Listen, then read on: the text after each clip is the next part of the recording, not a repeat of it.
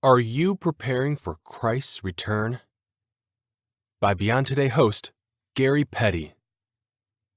It was the end of the world.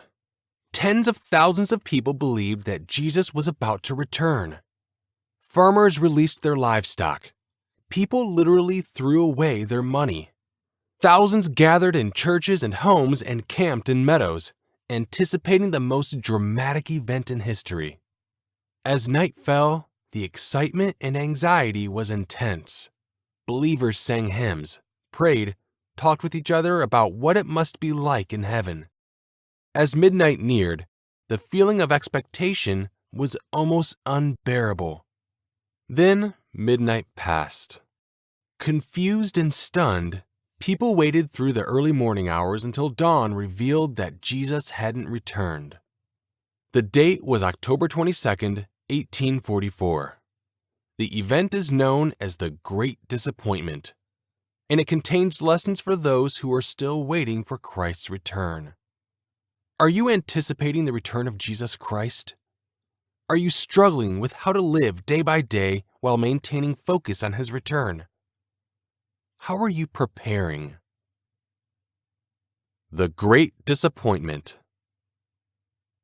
We can learn a lot from those who experienced the Great Disappointment, especially from their misunderstanding of biblical prophecy and the events that will lead up to Christ's second coming.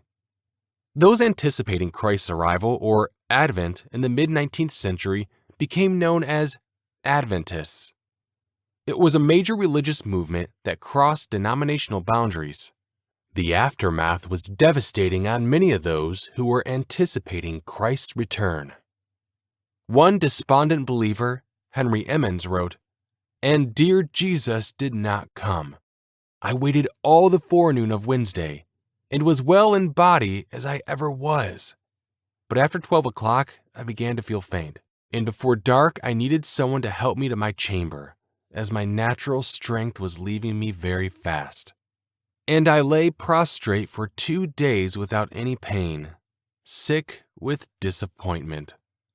Quoted by George Knight, Millennial Fever and the End of the World, 1993, pages 217 through 218. Another disappointed believer whose faith was shattered was Hiram Edson. He said, "Our fondest hopes and expectation were blasted, and such a spirit of weeping came over us as I never experienced before. It seemed as though the loss of all earthly friends could have been no comparison. We wept and wept till the day dawned." Quoted by Knight, page 218. Many of those who believed that Jesus would return simply went back to their old lives. Some lost their faith entirely. Others searched the scriptures to find out where they had gone wrong. If those involved in the Great Disappointment had had better prophetic understanding of what the Bible teaches about Christ's return, they would have known that it wasn't going to happen in October 1844. What does Bible prophecy say about the second coming? Let's look at some prophecies concerning Christ's second coming.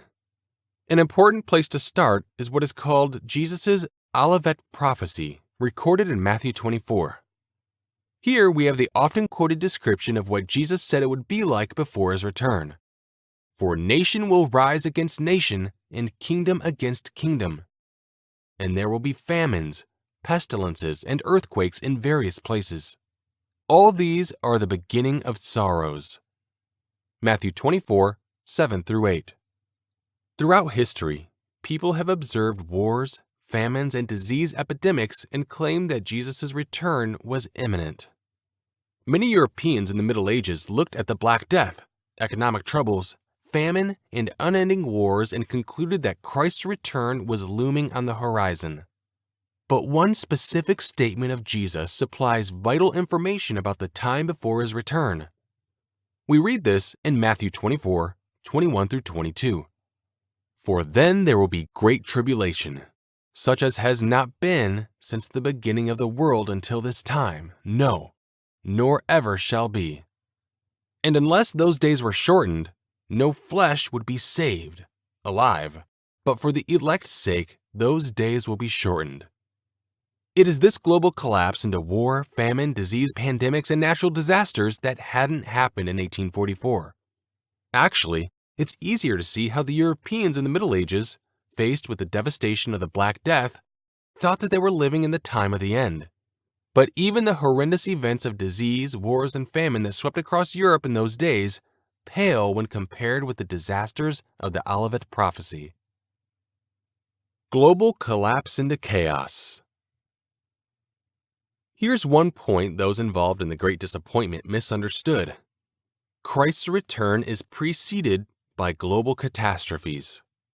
The world that you and I live in today is unprecedented in history.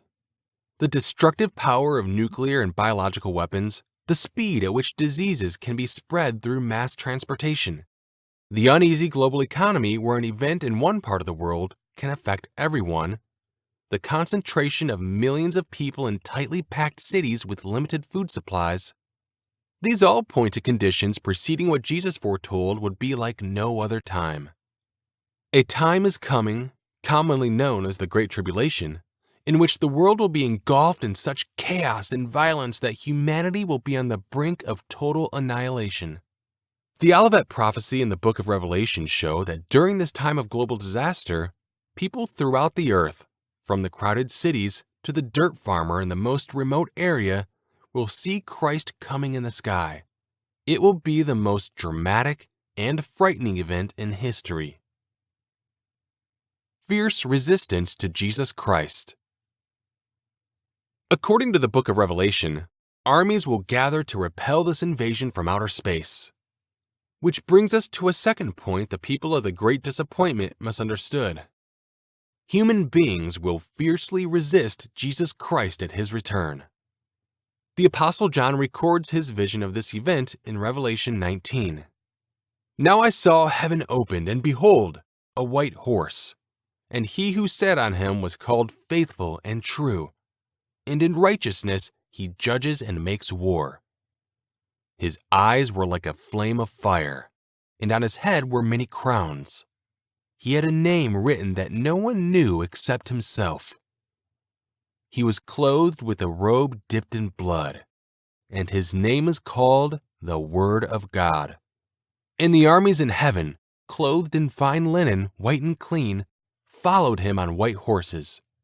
Now out of his mouth goes a sharp sword, that with it he should strike the nations, and he himself will rule them with a rod of iron. He himself treads the winepress of the fierceness and wrath of Almighty God. Revelation 19, 11-15. John received an amazing vision. Christ in all of his glory shining like the sun, destroying the armies gathered to resist him. Now we are faced with a question that eluded the seekers of the Great Disappointment. Where will these armies gather to fight against Christ? Preparing for the return of Jesus Christ. The Adventist movement of 1844 wasn't a denomination, but an ecumenical movement. Methodist, Baptist, Presbyterian, and other participants were not only disheartened when Jesus didn't return, but some of them found themselves ridiculed by their neighbors. In New York, some Adventist meeting halls were destroyed. Where had their calculations gone wrong? This brings us to a third prophecy that is central to understanding Christ's second coming. Jesus is returning to the Mount of Olives to establish God's kingdom on the earth. The believers in the Great Disappointment thought Christ was going to take them to heaven and immediately destroy the earth with fire. But an important Old Testament passage that, when coupled with the Olivet prophecy in the book of Revelation, gives us a clear picture of Christ's return. Here's what it says. Behold, the day of the Lord is coming, and your spoil will be divided in your midst. For I will gather all the nations to battle against Jerusalem. Then the Lord will go forth and fight against those nations, as he fights in the day of battle. And in that day his feet will stand on the Mount of Olives, which faces Jerusalem on the east. Zechariah 14, 1-4. Here we discover exactly where Jesus Christ is going to return, the Mount of Olives and Jerusalem. It is outside Jerusalem that the armies will gather to fight against the Prince of Peace.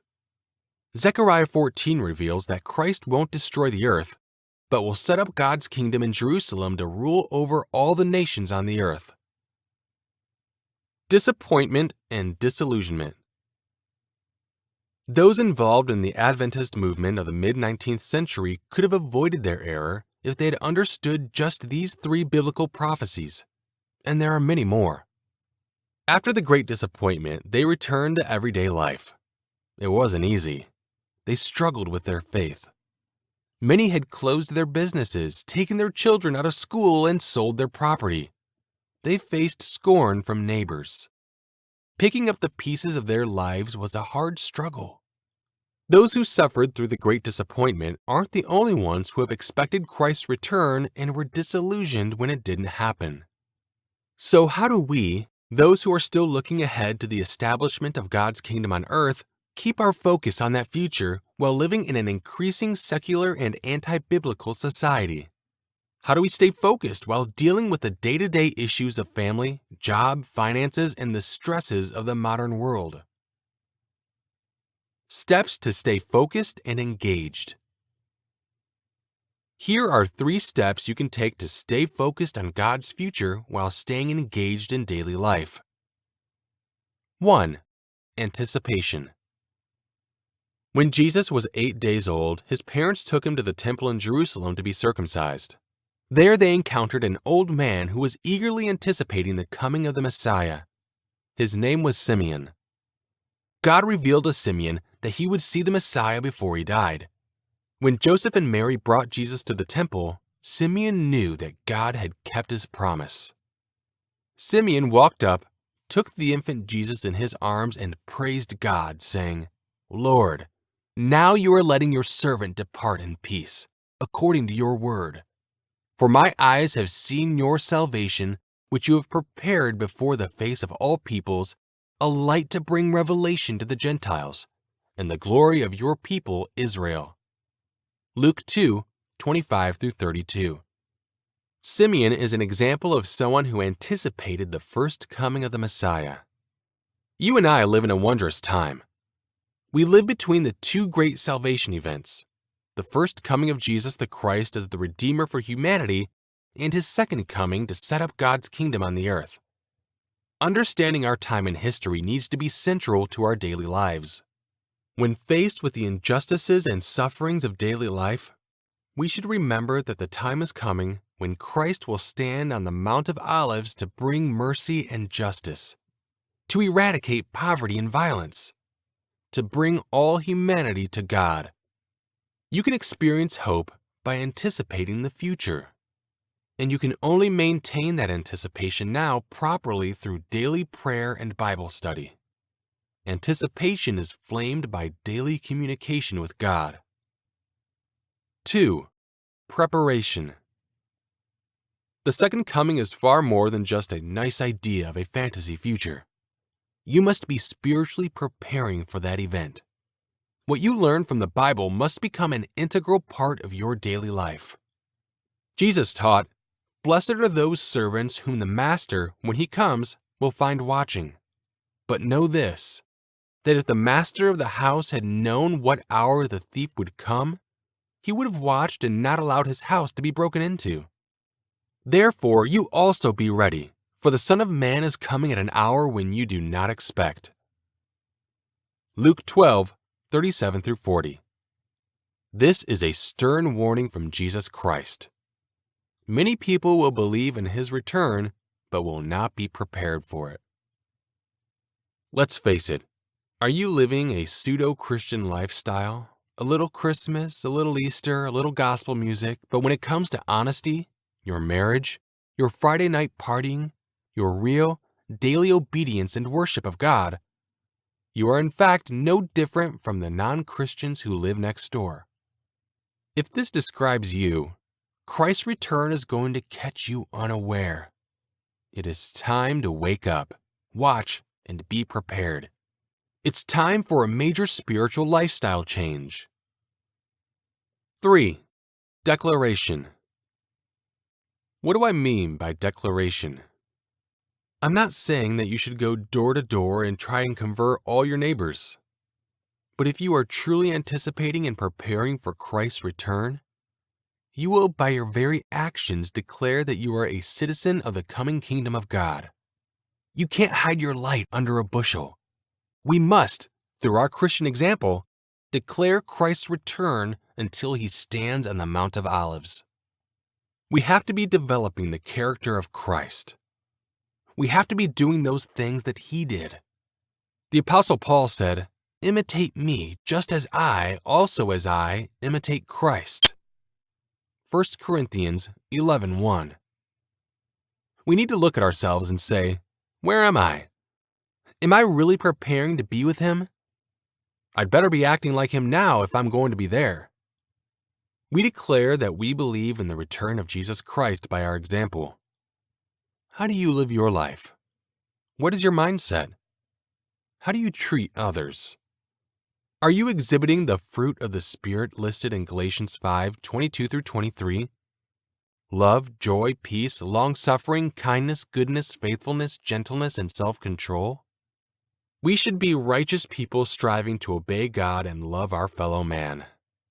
Developing righteous character and doing those works in our own lives that reflect the Word of God and His law and teachings. When we do that, the rest will take care of itself, and we will be prepared to meet Jesus Christ at His return. For more helpful content, visit us online at ucg.edu.